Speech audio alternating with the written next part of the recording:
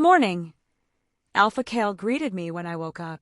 For a moment, I forgot where I was, and then the putrid smell filled my nostrils again, and I remembered I was in the pit, and despair clenched in my gut. A small part of me hoped Tyson would come for me. Maybe he didn't know I was in here. Surely he'd go to the tower where I was meant to be imprisoned, and he'll find out. Or, what if the guards tell him that I escaped and ran away? No, don't sympathize with him. He didn't believe me that I didn't kill his father. He locked me up. He is the reason I'll die down here. Thinking of Tyson broke my heart, and I touched my stomach, so I addressed Kale to distract myself. Good morning. I rubbed my eyes and looked around the dimly lit area. Is it morning? 11 a.m. You slept for a long time, he answered and passed me some water in a dirty brown plastic bottle with the top cut off. Thank you. I looked down at the slightly yellowish water, held my breath, and took a big sip. My throat stung and the water, while disgusting, helped soothe it. How do you know the time? I have a sundial. He pointed to a small stream of light where a small stone sundial was placed. You know, you never told me what you did to get thrown in here. I was accused of killing the king. Carice is dead, Kale asked with interest. Poisoned, I answered, and passed the water back. I refused to help him when he got sick, and then when he died from what looked like poison, I was accused of killing him by his sons, because it was poison I'd made. I was told I was to locked in the tower, and I was for a while, but then last night, some guards dragged me here. I see, he nodded, and finished off the water. This is probably a stupid question, as you're still here, but is there a way out?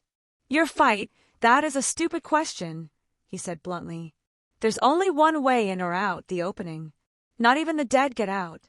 Has anyone tried digging through the ground or walls and making a tunnel to escape? Come with me, he said as he stood up. Where are we going? I asked as I scrambled to my feet. Just come. I watched as he lit a torch in his fire, and he led me through a small opening that led to several tunnels. We followed on down to the right and came to a concrete wall. What is this? My first attempt to get out, he told me as he turned and walked back the way we came. Took me an entire year to reach that far, and I was blocked by the wall. He took me down another tunnel, only to stop at another concrete wall. There were 11 tunnels in total. 10 led to a concrete wall, but the 11th one was just started. There doesn't seem to be a way out, he told me in the 11th tunnel. I think we're surrounded by concrete walls. So go back to the first tunnel and keep digging down until you reach the bottom and then dig under it and back up, I suggested. Tried that once a few years back, and it caused a cave-in. I frowned in frustration. So dig up and go over. We could zigzag the tunnel, so we have steps to walk on. What else have I got to do but dig? I told him. I'm not going to die in here.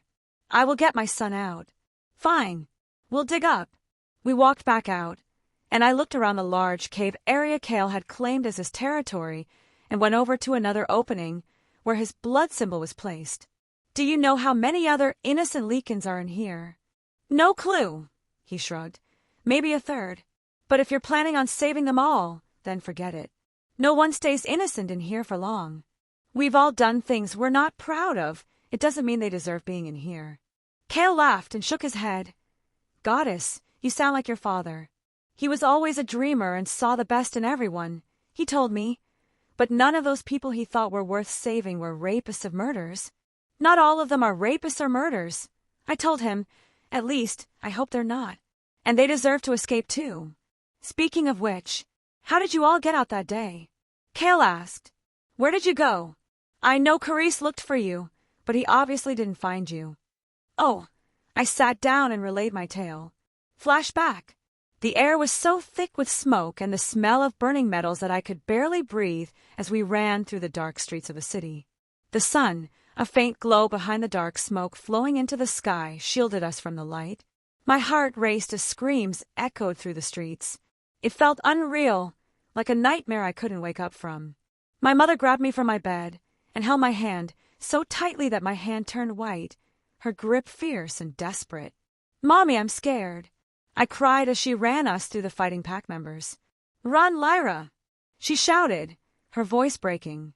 I didn't need to be told twice, and tried to keep up, but mostly She dragged me through the streets as my small legs couldn't keep up with her pace. "Mommy, where's Daddy and Brayden?" My mother's words broke me. "They're dead." We dashed through the chaos, weaving past fallen debris, dead bodies and terrified faces of those fighting. I could hear the shouting of the king's men, their orders sharp and cold. They wanted to kill us. They wanted to kill everyone. Fear wrapped around me like a heavy blanket, stifling my breath. "Mommy, why are they hurting us?" I asked, as she pulled me behind a large barrel of beer by the tavern. My mother crouched beside me, her face pale, as she just placed her hand over my mouth, and we waited for the king's guards to pass us. "Stop asking questions and keep up," she shouted, and we started running again. I glanced back, seeing the flames rising up the buildings, consuming everything in their path. A man stumbled, his clothes on fire, and I turned away, unable to watch. I knew him. He was a teacher at the school. He was a good man who gave me candies when I visited my big brother, a brother I would never see again. My mother pulled me forward, her eyes wide with terror. "Keep moving, Lyra," she urged. I nodded, but my legs felt heavy. Each step was a battle against the weight of despair. We turned a corner, and we saw a group of men with their weapons drawn. I froze, panic flooding my veins. My mother tugged at my arm, and we ran the other way. "Mommy, I run any more. We can't stop. We can't let them catch you." Her voice was calm, but I could hear the fear beneath it. We ducked into an alley where one of the hidden doors led to the catacombs. My mother ripped open the hidden panel, and she shoved me inside before pulling the door shut. "Go!" she shouted when I hesitated. I hadn't shifted yet and couldn't see in the dark. My mother grabbed my arm once more, and she started pulling me along the corridor to the staircase. The sounds of chaos continued overhead, a haunting reminder of the danger we faced. As we made our way through the catacombs, running as fast as we could, I felt sick with exhaustion, but my mother wouldn't let us stop to rest. Finally, we came to a small opening, and my mother shoved me through it.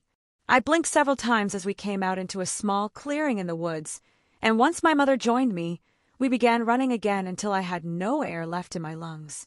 We started climbing up the nearest mountain that was on the border of our land and the dragon's territory, but my mother paused when we were at the top, her face filled with pain. We stood on the cliff and saw the full extent of the destruction. Homes burning, families torn apart, dead bodies, pack members still fighting, still screaming in pain, some running from the city in the opposite direction my mother had taken us, and hopefully to freedom. It felt wrong. We should be helping. I was only 10, and I knew we should be there fighting with them, but I was safe. Why did I deserve to be saved while others were dying? The king's men were merciless. They didn't care about anyone. They just continued to send wave after wave of troops into the city to wipe us out. What had we done to deserve this? Why did my brother and Daddy deserve to die? He was one of the temple's priests. He was a man of peace who loved and worshipped our goddess. The flames flickered in the distance, a reminder of what we were leaving behind. My mother turned to me, her eyes filled with determination. "We can go. We'll find a place where we can be safe." I wanted to believe her. I wanted to believe that hope still existed. Together, we continued down the other side of the mountain. The road ahead was uncertain, but my mother's hand in mine gave me strength. I knew we would face challenges, but I also knew we were alive. As long as I had her, I'd be okay, and could find a way forward. The city might have burned, my pack gone, but our spirit remained unbroken. We walked all day, ignoring the confused glances of dragons as we wandered through their land. What confused me was that my mother was headed towards the king's territory. Why was she taking us to the very man who'd attacked us? It made no sense to me. I was beyond exhausted. We hadn't stopped once, and my feet felt like they were bleeding and covered in blisters, and my stomach was grumbling. I'd been very spoiled. I'd never gone without anything, least of all food. It was long after sunset when we found a small cabin in the woods. It was nestled among the trees, its garden overgrown but sturdy, and vines from it crept up the cabin, cover the walls and roof. My mother walked beside me, still holding my hand tightly as she stopped at the door. She hesitated before knocking. There was no sound from inside, most likely due to the privacy spell everyone placed on their homes. The door creaked open, revealing an older man's silhouette. For a fleeting moment, His face showed surprise, then quickly shifted to irritation. "What do you want?" he barked, his deep voice cutting through the air. I felt my mother stiffen beside me as she searched for words, but none came. "Mommy, who is he?" I asked curiously in confusion. She'd never mentioned some old man who lived in a cabin in the woods. "Mommy," the man said in shock as he looked down at me. "She's yours." My mother took a breath. "Dad, I need your help." "Dad? Was this my mommy's dad? Why don't you go get help from the bastard you ran off with?" "He's dead," my mother said, her voice cracking in agony and causing my heart to hurt. I would never see my daddy again. I'd never see my brother again. Would this pain go away? "Dead? Dead how?" Alpha Curice attacked. My mom answered, her voice trembling as she gripped my arm. "He was after Lyra." "Lyra?" my grandfather asked. "You named her after your mother." "Dad, can we please come in?" Mom asked, sounding frustrated now, as thunder sounded behind us. I looked over my shoulder and saw thick gray clouds. Maybe the goddess had sent a storm to put out the fires still raging in our city. The man looked at my mother, and then me, before giving a dramatic sigh. "Come in then." He pushed the door open and stepped back, limping a little as he moved. "Wipe you feet. You're both filthy." "You'd be filthy too if you just ran through the catacombs and forest for hours," my mother commented as we walked inside. I looked around as my mother pulled off my shoes. Dust motes danced in the single sunbeam of light slicing through the gloom. There was a fire crackling merrily in a stone hearth, with a roast rabbit cooking in the flames. The fire was a comforting sound, yet it couldn't quite chase away the chill that settled deep in my bones. The wooden furniture was placed around the small living room, all worn and polished smooth by years of use. An archway led to a stone and wooden kitchen, and another archway led to a hallway with 3 other doors. The cabin felt small. Claustrophobic, almost. Nothing like the huge manor I'd been growing up in. Each piece of furniture, each faded photograph, each chipped teacup whispered stories of my mother's youth. Stories I couldn't decipher. Why hadn't my mom ever talked about this? About him? About this place? She told me her parents were dead. Why did she lie? "Well, Lyra," my grandfather asked as he went into the kitchen and started preparing tea. "Are you hungry?" "Yes." "Yes, sir." He snapped at me firmly. "Yes, sir," I corrected. "Go sit by the fire and warm up," Mom said as she gently pushed me towards it. "Let me help," she said to her father, who nodded and limped over to me. "What happened to your leg?" I asked. "Lyra." "Enough, Elsie," her father scolded her. "The girl's got a mind of her own. She can ask questions," he told her, before pulling up the bottom of his pants to reveal a wooden leg. "I got this bad boy during the war. A wolf ate it up." My eyes widened as I looked at it. "It really ate your leg." "Okay, Dad, that's enough." My mom shook her head. "We've been through enough today. We don't need your war stories." Have it your way," he waved his hand. "Lyra, pass Grandpa those cooking prongs."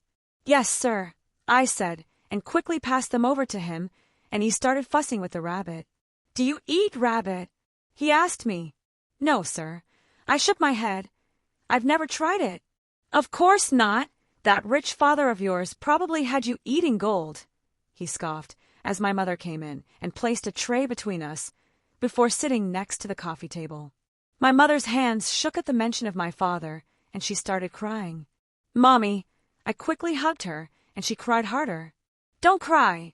Leave her be. She just needs to get it out," my grandpa told her, but he just looked at the fire. "I can't do this," she wept. "I can't live without him." "Of course you can," my grandpa said dismissively. "I've lived without my maid after her death now, haven't I? Well, so can you, and you have a little girl to raise, so you have no choice but to go on." My mother sniffed and leaned back. She wiped her face on her sleeve as she looked at me before giving me a kiss on the head. "Here, have some tea," she ordered and started pouring it, but I could still see it in her face, just how broken she was, and I made a vow to never have a mate. I never wanted to be the sad. We all drank our tea and ate some food in silence. I wanted to ask questions. I wanted to know why the Alpha had hurt us. I wanted to know why my mother had lied about her parents. I wanted to know what happened now. But I kept my questions to myself. As the day dragged on and night fell, my mother took me into the hallway and filled up the tub for me to have a warm bath. While I was playing with the soap, creating bubbles, I heard my mother and her dad arguing. Their voices were only just above a whisper, so I couldn't make out what they were saying, but they both sounded furious. More questions filled my tired mind. Why were they fighting? A few minutes later, my mom came back and helped me dress in an oversized white shirt, and I noticed that my mother's face was red and her eyes filled with tears again. "Please don't be sad, Mommy," I begged her as she looked into my eyes. "I will always love you." "I love you too, baby." She smiled and hugged me. We shared a bed in a spare room that night, and in the middle of the night, I heard my mother crying again. So I turned over and hugged her, hoping my little arms would soothe her, but nothing helped. So I just let her cry herself dry and she passed out again. End of flashback.